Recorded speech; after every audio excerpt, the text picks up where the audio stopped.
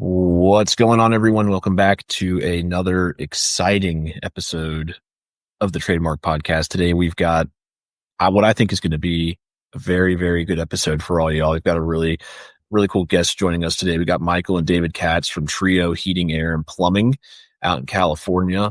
And we're super excited to dive in because they've got a really cool story. And I think that our listeners will definitely benefit from what these guys have to share. So let's go ahead and dive in. Step into the Trademark, your go-to podcast for everything marketing in the trades. Hosted by award-winning industry marketing experts, Sarah Gerardo from Remarketable and Eric Thomas from Rival Digital. Together, we're here to unite the worlds of trades and marketing, bringing you insights, stories, and strategies from the heart of the industry. Whether you're a trade professional, a marketing expert, or somewhere in between, this is the place for you. Listen in as we're here for the big ideas, the game changers, and the everyday successes. Because at the Trademark, we're with the trades and for the trades. All righty. Welcome back to the show, everyone. David, Michael, Sarah, how are y'all doing? Amazing. Dude, can I just say this is the best opening to podcast ever? I was about to jump in and do some push-ups right now. I'm like, let's go. Yeah. Like the best one ever. I love that. Starting it up on a high note here. Well, let's go ahead and dive in. David, Michael, thank you guys for joining us today. Really just want to go ahead and just go around and do some introductions for our listeners. Tell them a little bit more about who you guys are, a little bit more about the company and the history of the company, and we'll take it from there. Yeah. Mike, you want to take this one? Sure. Well, hopefully, first of all, thank you guys for having us. And I'm always excited to do these things because when I was listening to podcasts years ago, getting into the HVAC industry just 3.5 years ago, yes, the business is big. Yes, the revenue is, pacing 15 million this year, but we've only joined the trades in the industry a few years ago, and we'll get into that. But I'm excited to say some things that will make people millions. So, excited to get into a few different nuggets and different things people can take with them. As far as us, we moved into the US about 9 years ago. We're doing sales mainly. David was always the top producing sales guy. He was always the number one selling guy. I was always the one getting fired. I was the worst sales guy in every company I worked at. I didn't like sales. Didn't make sense to me at the time. I felt like I don't want to give someone something they don't need. But it was up to a certain point where I was about to be let go from a company from not producing. It was a very competitive environment. It was in the insulation industry, 2016, 17, 18. It was the peak of that industry. And I went to David, asked him, what can I do to increase my sales? And he said, just give them good customer service. Just take care of them. Just follow up with them. Just give them attention. Just be who you are with them. And I really took it to heart and started breaking company records myself, became the top producing sales guy in the company and stayed like that ever since then. So it was just that switch of mentality, which hopefully we'll go over a bunch of these different things that can get you to do this switch in different positions and role to kind of open your mind to that next level. So it was around the time both of us were, I like to talk about how much people make in this industry to kind of open people up. So there are service technicians over there, the ones that typically you look over at the kitchen and you'll see their, pens a little bit lower than they should. And you're like, oh, okay, that's not. And this guy is making $25,000 a month, $35,000 a month. And it's an industry that people are starting to take attention to right now, just like happened to us around COVID time. So David and I had different investments. We're getting into real estate, different stuff that we were doing. And at some point, there's the story that everyone always asks us about, which is when David came to me and asked me, what are you going to do if you're going to break your leg tomorrow for money? Because you don't have anything, right? You just make sales, but what are you going to do? So we decided to jump in, and it was around COVID time. We heard that private equities are buying heating and air conditioning plumbing businesses for millions of dollars. It was very interesting to us. So we took a stab at it, went to leads for about 6 months, not knowing what heating and air conditioning was at the time, and just fell in love with the industry. And from that moment, we went through a lot. We did 10 million in our first 2 years. Now we're on year 3.5, I guess, pacing about 15 million. Very different industry than what it was in COVID time, but it's a lot more competitive, very rewarding. So I absolutely love it. We breathe HVAC. We love everyone in this industry. So yeah, that's kind of a short story. I don't know if I'm forgetting anything, David, but I think that was it, right? That's pretty much it. There you go. That's pretty much it. That's the most gigantic small, big story that I've ever heard. So yeah, congratulations. Thank you. They're like, yeah, I just, wanted to start an HVAC business. And then we're like 10 million. Now we're going to be 15. No big deal. Easy peasy. Easy peasy. Yeah. And in one of the most saturated markets ever.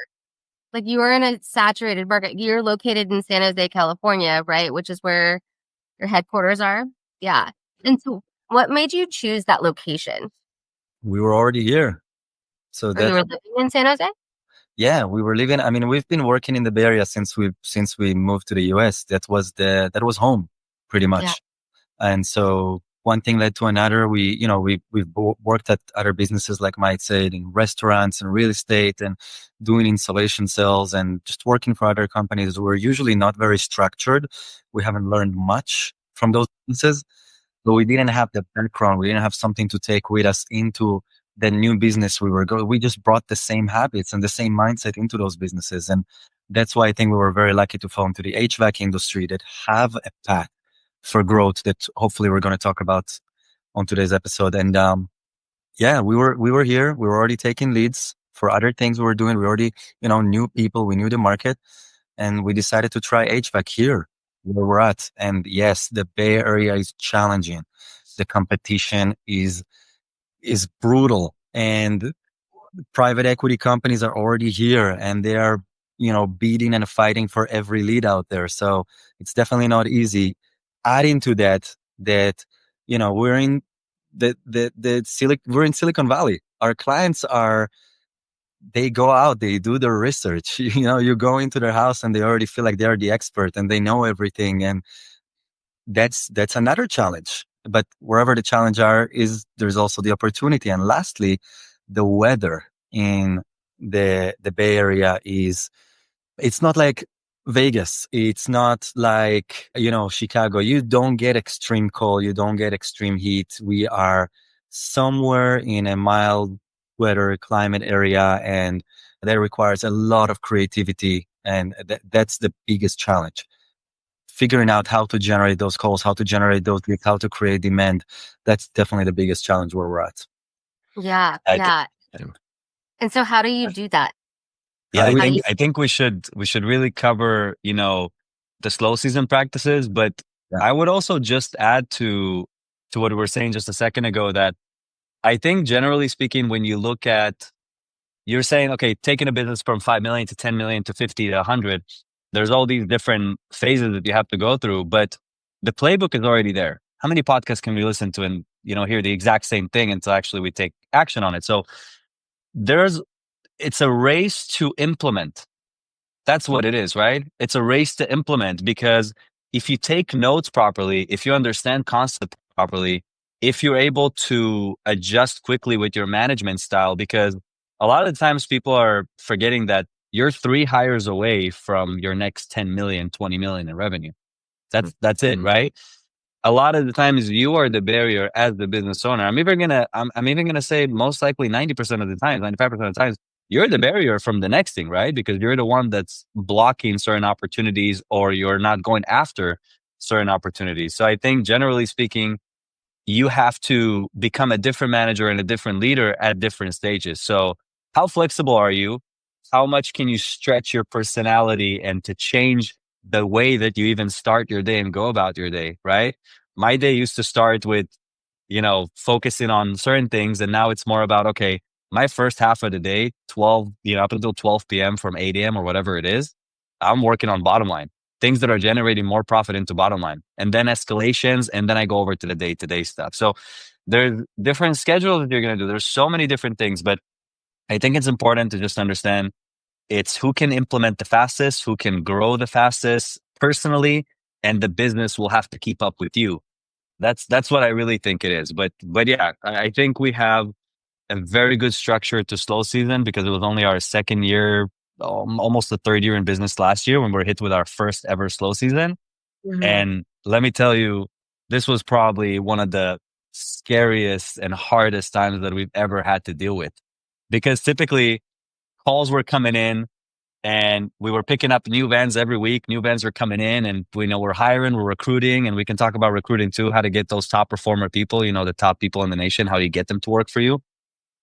But yeah, just wanted to say it's a race to implement. Hopefully people can understand you don't have to reinvent the wheel. You just got to go and get it from someone. Rob and duplicate, copy and duplicate. Just don't make something of your own. ChatGPT is amazing for certain things, but it's not going to tell you how to get there. There's a podcast that you guys probably have in your database that someone's got to listen to. Take one action item, do it, nail it, scale it, move from there. Yeah, so I think a lot of folks try to nail and scale too many things at once. Like they listen to the episode and they're like, what are 5 things that I need to take away? But it usually it's like, it's not 5 things. It's maybe not even one thing. It might be part of one thing. Yeah. And then you speed to implementation is so huge there. Right.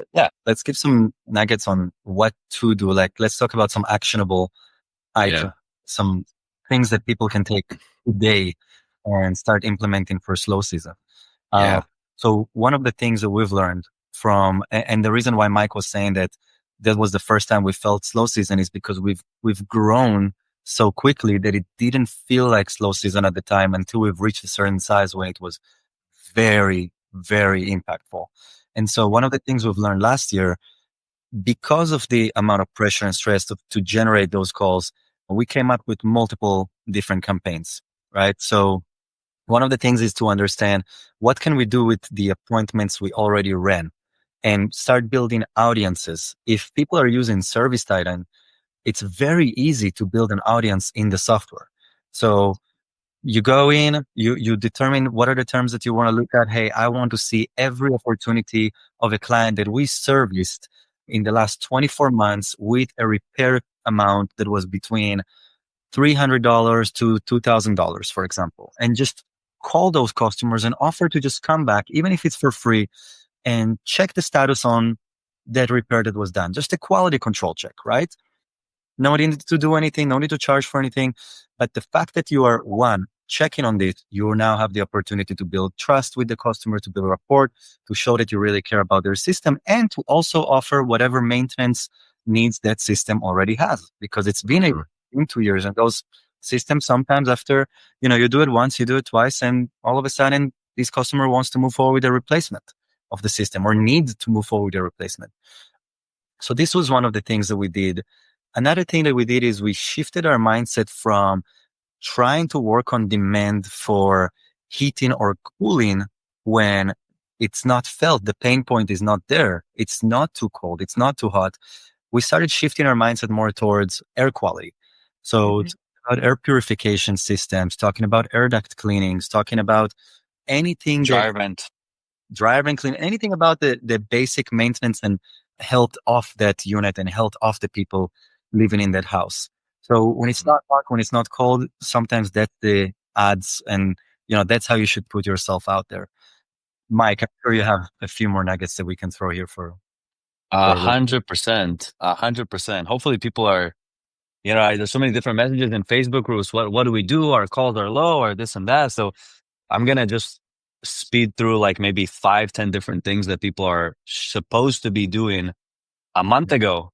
But, hopefully by the time this podcast comes out, they'll have a little bit of time. But basically, so first of all, memberships, there's all these conversations about, should you sell membership? Should you not? It's not really profitable. There's so many differences of opinion about it. I think at the end of the day, you can choose to listen to whatever opinion that makes the most sense to you and the structure of your business, because everyone are right and everyone are wrong depending who's listening. So I think it's one of those things where you just have to understand that for us in our structure, and I recommend to come to a shop tour here or any other place to actually learn, because you can spend as much time as you want in a meeting about a meeting trying to come up with something, or you can drive down the street 5 miles, go to a shop, bring them cookies, sit with the call center manager and get the process printed out. So basically, our memberships are something that we're doing as a reserve to, first of all, ensure that when and if the other system that we weren't able to get to replace would break down. So we're basically owning that property. That's our property right now. And at some point, if anything will ever happen with other services that we're going to open as well, whether if it's going to be plumbing or roofing, we just added plumbing. We want to make sure that customer is ours. So it's customer acquisition in a different term, I guess, for marketing. But basically, That's our customer. And the second thing, we're basically keeping those memberships ready for slow season because this is the perfect time. And it works great for our customers because we're doing it right before they get into the season. And for our technicians, when they don't have work, that's when we do the memberships, right? That's what we do with membership. As far as outbounding, there's a few different levels to it. First of all, you get a customer list of all the customers that you have. There's different campaigns that you can do. If you're collecting equipment information, you can utilize customers that their systems are over 10 years, 20 years. That's why we have service time. You can basically launch a campaign that's going to target specifically them with a very specific campaign to the people that are 15 years old or whatnot. We just launched a $15 tune-up for all systems 15-year-old and up. So we did some stuff like that. As far as the actual outbounding process, you can reach out to any customer that you were at their house up until before 3 months ago or 6 months ago. Anything before that, right? It's still kind of fresh 3 months or so. But you can reach out to these customers. At first, you can come with a very simple offer, which will be a tune-up. And the conversation should be really, hopefully people will throw all the scripts that people have. We've been a part of Nexstar. We've done so many different things. But honestly, you got to understand that the market is shifting every day really fast. Really what customers want to hear is someone really nice on the phone that's engaging, that's going to have a good conversation with them. And it should be very quick. Hi, I'm calling from this and that company. In our case, Trio Heating and Air. It's been quite a bit of time since we were out there for a tune-up. When would you like to schedule the next one? You're coming up on the time. Honestly, sometimes it's just that conversation that's going to generate more. In addition to that, you don't necessarily have to force your call center people to just do phone calls. We've had one of our call center representative, Steve, the other day said, I don't really feel too comfortable with the phone call aspect of it, but I'm really good at texting. So I said, okay, give it a shot. She made 10, 15 attempts and booked 5 different outbounds tune-ups. So I was like, whatever it is that you did, just keep doing it, girl. I don't care how you get those calls on the board. Keep doing your thing, right? So it's basically refining the process, trying it out. And when you're doing these tune-ups, if you see that you don't get enough traction, then you move to the other thing. The other thing would be focusing on customers that you've done a repair to. And you reach out to these customers and say, hey, it's been about 6 months or 12 months since we were last out there. This is around the time when we really want to come in and check that everything is still working properly. We have a technician in your area tomorrow between this and that time. Can we come by? And this is going to be a little bit more aggressive approach, right? The forced outcome approach that I like. And it's one of those things that you got to understand. No one's making money from tune-ups. No one is. There's really no difference. And marketing leads sometimes are going to cost you about $250, $500 just to step foot in the door. So it doesn't really matter how you get in the door. Just get in the house. When you're there in the house, teach your technicians to go to the HVAC system. You know what, ma'am? You've been a loyal customer. We really want to take good care of you. Let me run a tune-up on your system.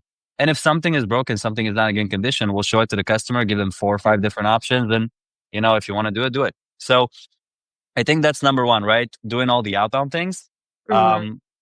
Aside to that, David, besides outbound, is there anything else that you think would be really critical for now? Yeah. Aren't you guys big on Thumbtack? Yeah, we use Thumbtack. We use Thumbtack. So tell me about your Thumbtack strategy, if you don't mind. Thumbtack? Well, first of all, feed to lead is the most important things. And this is why when we're talking about things to give people nuggets, stuff that they need to do, honestly, is your conversion rate at 90% in the call center? Is your conversion rate on repairs above 30%, 50%? Is your conversion rate in sales on marketed leads above 25%? On tech turn, is it above 40, 50%? If your numbers are not there, that's what you need to work on. I guess whoever has the lowest number, that's your first thing. If call center is doing 85%, but conversion on market leads is 10%, you should probably focus on that. I think as far as Thumbtack, Yelp, all these different sites, we use a lot of AI. So a lot of our systems are automated, but we also don't take away from our call center representatives. AI is not necessarily there yet to give the white glove customer experience, service. It will get there at some point, but it's not there yet. So the way we do it is we have specific AIs that we use, and they respond to the customer just as fast as call center representatives. So it's whoever gets there first.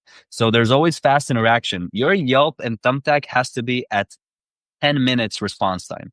You can be over that, because if a customer is going online and there's 5 different companies, all of them have the same amount of reviews, because everyone have good reviews nowadays, but they're seeing that all of them are reply within 10 minutes and you reply within 30 minutes, you're probably not going to get a call. Even if not from that customer, then from another one, because I have better options. Why would I take, it doesn't look good. So Our approach with Thumbtack and Yelp is respond really fast. Make sure that you have multiple integrations. So our service, our CSRs, they're able to take over a call and hijack. But if the AI is spotting that they're not responding fast enough, it jumps in and takes over the call to keep the interaction going.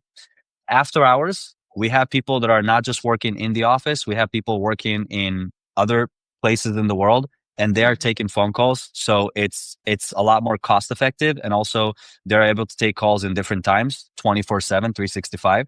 So there's always an answer. There's always AI or a CSR communicating with customers. And you got to make sure to give them good service. I mean, honestly, it comes down to it. Is your technician on time? Because we track it every single day. We get a list of all technicians that didn't show up on time, and we go deep into it. Why did it not dispatch on time? What's happening? People are focusing so much on generating more calls, but not enough on doing more with the calls they have. Was the call perfect with the call center rep? Did they put all the notes on the account? Was the technician right on time? Most of the time, if everything is going perfect, typically a sale happens.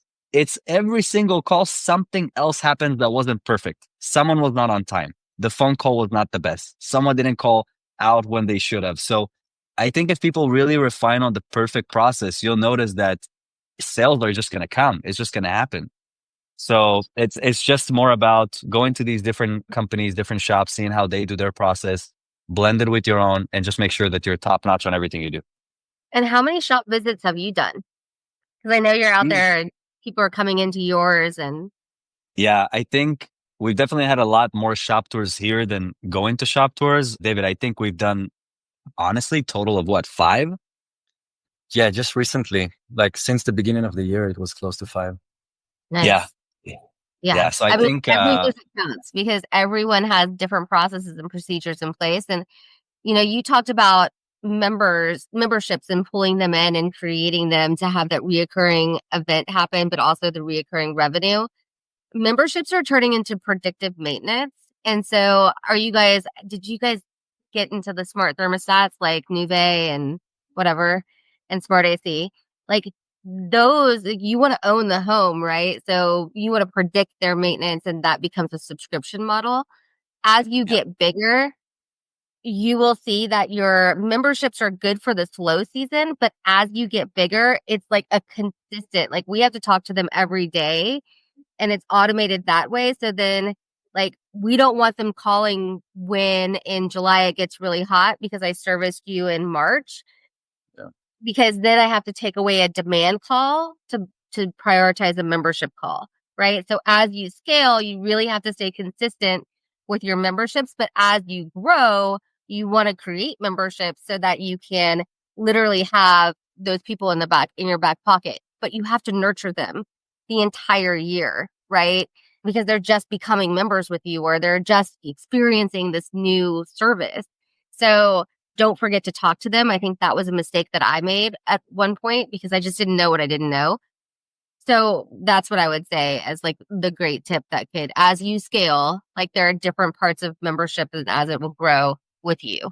You have to beat them to it. I mean, before the customers call you for those memberships when it's hot, when it's cold, and all of a sudden their system is not working, you do that checkup. I mean, there's Nuve, there's a few options to do those things out there, but even just from your own database, just outbounding those calls, reaching out to these emails. You can, again, if you're using ServiceTitan, you can automate a text message campaign or an email campaign so that it doesn't have to be this, manual, difficult tracking, type of thing. You just create those audiences, you set some rules in the system, and you let the system do its job. I also think that there are a couple of things that a lot of companies are not willing to do nowadays, which it's kind of a shame, which is a little bit more footwork, meaning going out there and putting door hangers or incentivizing their technicians. You just had one call. Somebody trusted you to come into their house and give them a service, whether if it's a tune-up, repair, replacement, whatever it is.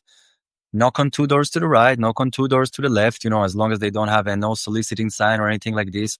Start with a nice approach and just offer them a free tune-up. Hey, we just did something for your neighbor here. We're in the neighborhood. If you would like, I'm happy to give you a complimentary tune-up as well so that you can see why your neighbors like us so much and take it from there. Another thing to do is a little bit of B2B. So reaching out to businesses, whether if it's a general contractor, reaching out to realtors, there are some types of businesses that are not seasonal. They're going to need work when they need work because they're building a house or because they just sold a house, and that happens year round. So those are some things that you can do. Go out with donuts or bagels or whatever it is, give them some merch and follow up on this. Go back to their office for the second time, the third time, the fourth time. All of a sudden, the fifth time, they're interested, they're listening, and there is something in it for them, right? Give them a credit of $15,000 for your clients, up to $3,000 per job for your first few jobs. Something to kind of spark the conversation, give them something to benefit their clients and for them. And that's how you start a relationship. Get them to know who you are, do a good job. And all of a sudden, we just got a couple accounts, and I gave them, obviously I'm awarding our top sales guys with the better accounts. And one of our sales guys just got $350,000 from projects from one single account, one free account that we got them at the beginning of this year. And guess what? I don't think they're going to feel the slow season that bad. But I don't think that people are willing to do it nowadays. It's like the whole door knocking and door hanging woodwork is just not there anymore. The door-to-door thing is, there's so much opportunity there. I think people are just scared. Yeah. Like they're in their own head. Yeah. It's your mindset, right? You're like, I have to go to someone's door. I don't even like opening my door. I'm not going to lie to you. Yeah. I feel like anytime someone comes and knocks on our door, I end up buying something. There's people out there like me that don't know how to say no. And next thing you know, you're putting solar panels on their roof. Oh my God. I love you as a customer, man. Yeah. If y'all ever expand to Virginia, I'll give you my address. I'm a pretty easy sale. We'll do one job. We'll do one job in Virginia. We'll open Trio for 1 month. But David, you mentioned something that I think we need to really, I want to get more specific with action items, because we were experiencing it, exactly what Sarah was saying, as far as it's very hard to do something that you're not comfortable with. I think it's hard because you are looking at it overall. You're looking at door knocking and you're thinking, oh my God, sales process, metrics, KPIs, quotas, tracking, more training. What if we do good? What if we do bad? What's going to happen? How am I going to make sure my technicians are doing it? All of those things. It's about I always say the same thing. Every time a topic comes up and you feel like it's overwhelming, that's the moment that you got to write it down. And what you're going to write down is book a meeting to talk about it. When you get into it right away, sometimes people make too fast of a decisions on something because their first reaction is resistance, and they don't even understand it. They don't respond to the thing. They're reacting to the thing. So we can sit in a meeting, they could bring something up, and the first reaction that I would have is, no, we're not doing that. Because I have trauma and history and all these things that we've tried before that didn't work. But guess what? Market is changing, you're changing, everything is different. So I think when it comes to door knocking, what we've done, and let's talk about it, because I know a company, a friend of ours, partners, that they just bought their business and they're doing 30 million in revenue from door knocking. So it does work, right? We need to make sure to really understand that there is a process for it. And if you guys don't know how to do it, you can learn how to do it. You don't necessarily have to spend a lot of money. You don't have to bring someone for $10,000 a day to train your people. This is one of those things where you can utilize ChatGPT really well. I listened to some YouTube videos. It was horrifying. It was 20 minutes, 50 minutes of a guy on a whiteboard explaining the prospects and this and that. Let's make it real simple for you. Did you already get a call on the board? Great. Give your technician some flyers. Go design some flyers. The flyers are going to be a tune-up for free or a tune-up for 48. Or a tune-up for 48 with a Sharpie that you can write free.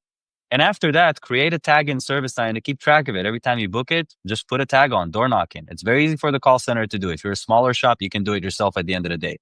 But have your technician go and knock on the door. Tell the technician that if they book the call, few things are going to happen. Number one, there's a proof of concept because you did the work for their neighbors, so they trust you more. People go on Nextdoor all the time and ask their neighbors. People are on the community meeting almost every other week talking about something, right?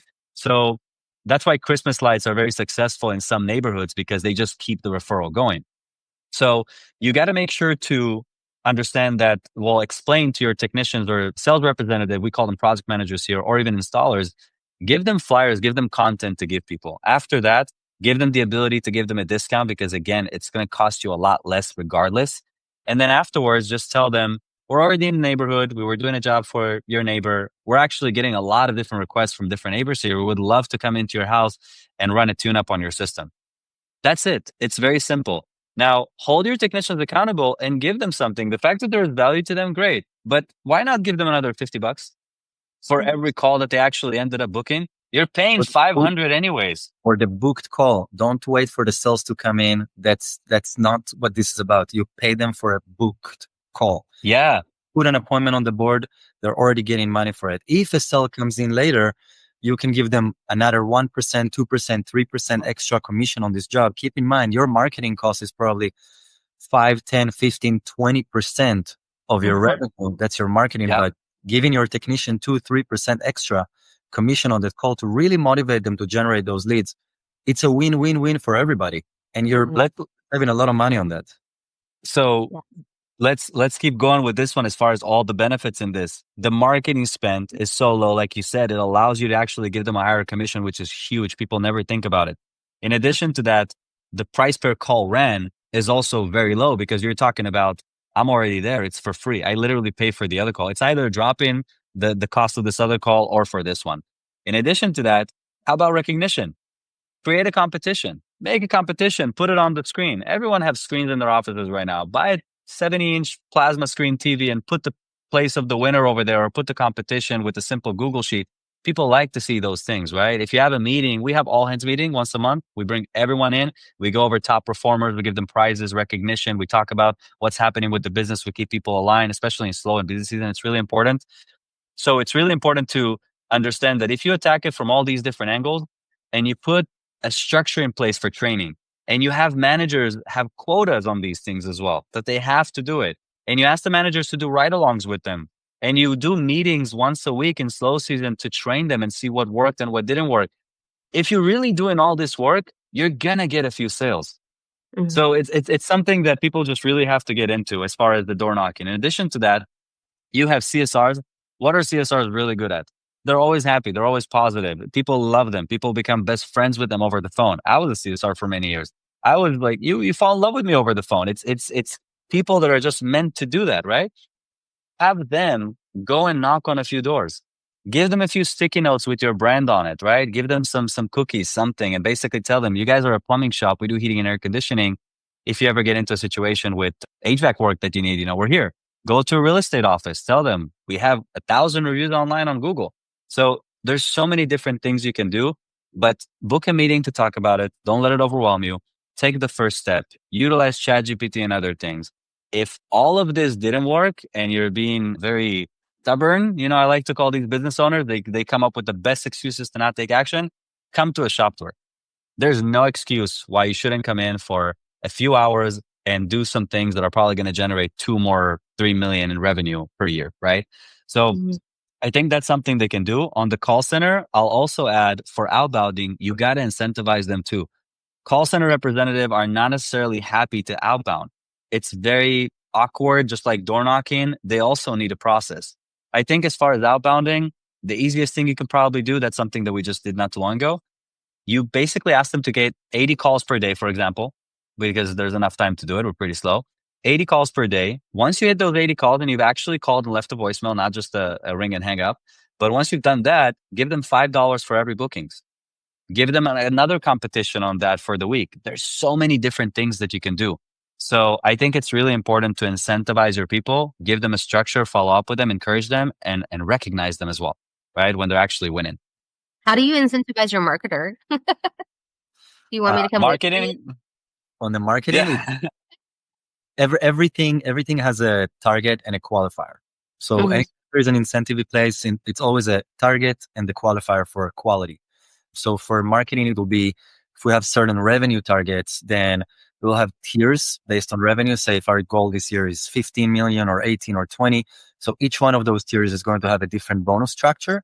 And then each one of those bonus structures will have tier based on the marketing spend on that revenue. And so, for example, if we've hit 15 million at 10% marketing spend, then we'll have one tier of bonus. But if we did it with 8%, maybe the bonus is going to be double. If we're at 12%, maybe the bonus is going to be half. You don't want to play it a very black and white thing, because you don't want people to be discouraged if, I can already see we're not going to hit our target. So that's it. I'm giving up. And from this point, I'm just going to do whatever I want to do. right?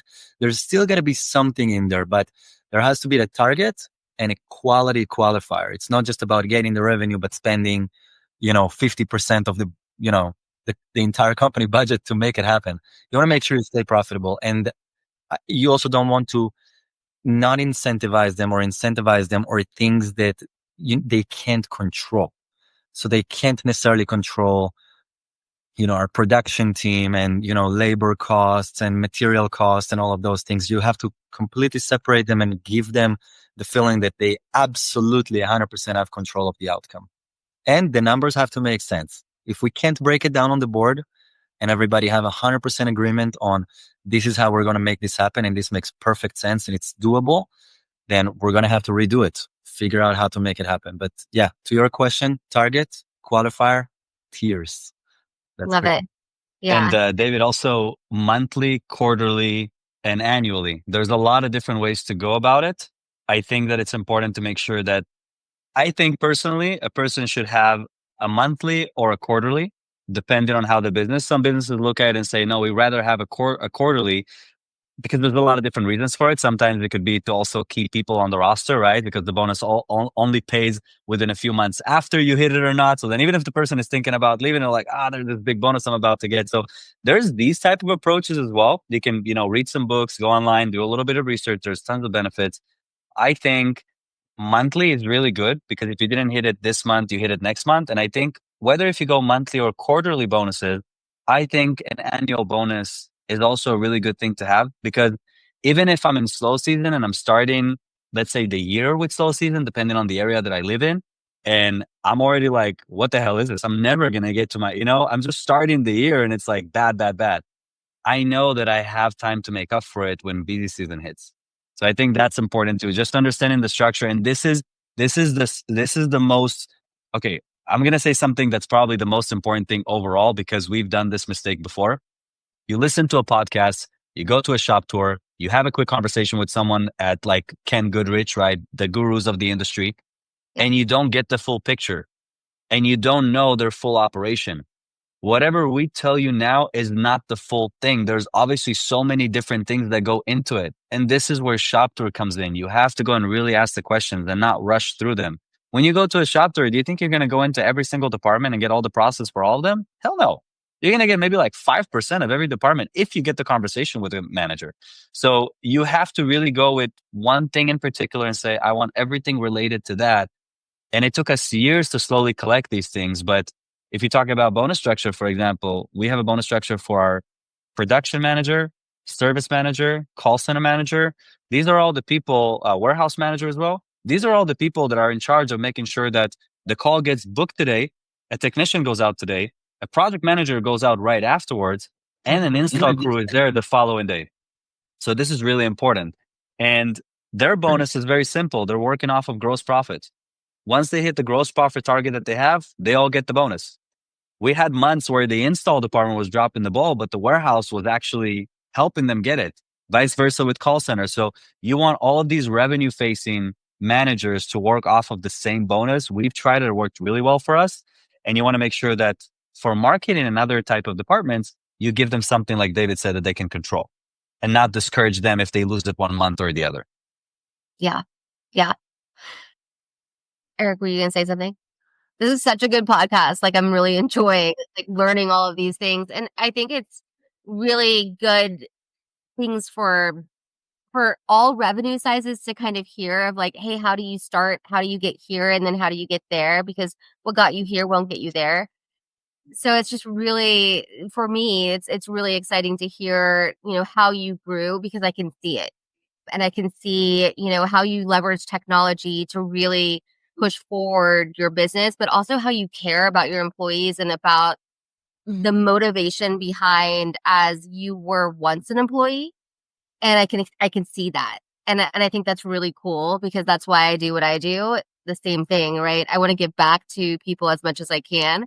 But because I was an employee, I can see all of the different things that I would have done or could do. Yeah, such a cool story. And thank you so much for just taking the time and giving all of this amazing, like good stuff. Yeah. I'll give one more nugget that's really important. This is for two things for the situation when people are really starting to think about, we need to get more calls on the board like right now. Obviously, opening different trades would be good. For example, plumbing, a lot of HVAC guys are very scared of it, and a lot of plumbing guys are scared of HVAC. It's kind of this, this thing. I think it's important to start small. If you're an HVAC company, most likely one of the installers on your team can do a water heater replacement. So start with something small. You don't have to go all out, but you can target your existing database to do it. So different trades are always an option. Second thing, and I'll definitely say that this company is helping us every single year through slow season, Elite Call. Travis and Leslie, their team over there is absolutely amazing. It's basically a service where you give them access to service time. The onboarding is super easy. It takes literally like less than an hour. Once you go into it, they go into your database, they start hitting your customers, and they will generate the outbound calls. So if you can't generate outbound calls, it's hard for you. There's companies out there like Elite Call that would actually go in there and, get the outbound calls on the board for you. And the last thing I would say, Chirp and Marketing Pro. Some people use one or the other. We use both of them for different things. We want to target it from all different angles. So there's kind of, I like to call it the buckets. So I think every business, I don't care how small or big are you, this is literally for any size company. There's automation that you should be creating that are going to cover you from all ends in the sense that you're maximizing every call. So typically what we do every day when we finish the day, we go over all the interactions we've had with new customers. Whether if it's service technicians that went out, sales guys that went out to try to sell a job, you have the installers that went out, you have call center people getting phone calls, and every single interaction falls into a bucket. So if it's phone calls that weren't booked, it goes into a marketing campaign that's going to automate them and basically try to recoup that customer and get them again. If it's a service call that was sold, but they didn't sell membership, we hit them on the membership. If we sold the membership but not the repair, we hit them on the repair, and so on and so forth. So every interaction with the business should fall into a certain bucket. And you can do automations also with accounting if that's what you're after, right? If it's about collecting payments, you can use Marketing Pro and all these different apps to actually automate to collect more. So it's just maximizing on AI, technology, everything that you have at your disposal. Everyone has service time nowadays, but no one knows how to use it properly and no one knows where to put their money into, right? It's scary to spend $3,000 more a month, but if it makes you another $3 million a year, was it worth it? So it's just, there's a lot of different ways to go about it. So I think people should open their minds and do a freaking shop tour. Yeah, absolutely. Well, this has been a great conversation, and I hope our listeners out there were able to pick up one thing that they can write down and take action on. I'm sure they can, because there was a lot of good stuff there. Just in case any of our listeners are interested in reaching out to take you up on an offer, for a shop tour, or just to maybe even just connect and network, how can they get a hold of you guys? LinkedIn, our email address. You can contact. We have info@trioheatingandair.com. We have contact@trioheatingandair.com. My email is david@trioheatingandair.com. Mike's is michael@trioheatingandair.com. They can call us to our phone numbers. We can drop it, in the information at the end for the description. It's pretty much everywhere. We're very accessible. We're super responsive. There isn't a single company from anywhere in the US that reached out to us and we weren't able to book them for a shop tour within a week. So awesome. We'll make it happen. Guys, whatever pain points you have, whoever was listening to this right now, there are solutions. It's not about luck. We can help you out and we don't charge for it. It's free. We've been there. We've done that. We're going to struggle and reach out for help to, larger operations that already figured things out that we don't even know are going to be a trouble for us yet. So, but we know it's going to come and we know how it feels. So we're here for you. Whatever you need, just feel free to reach out. Awesome. That's so great. Well, I appreciate you guys taking the time to chat with us today. Thanks for having us. Thank you guys. Thank you for having us. And let's do this again sometime. This was fun. Yeah, absolutely. Good. Okay. Talk to you soon. Thanks. All right. See you guys. Cheers. And that wraps up another episode of The Trademark, where we bridge the worlds of the trades and marketing, one story at a time. We can't wait to see you next time. Thank you to the trades for giving back big, loving big, and taking massive action. Don't forget to join us next time for more engaging conversations and innovative ideas. If you enjoyed today's episode, please leave us a review and share it with your colleagues and friends in the trades and marketing. Your support means the world to us. Stay connected with us off the air by following us on social media. We'd love to hear your thoughts and get your feedback. Until next time, keep making your mark in the trades. Thank you for listening to The Trademark. Goodbye for now, and remember, we're with the trades for the trades.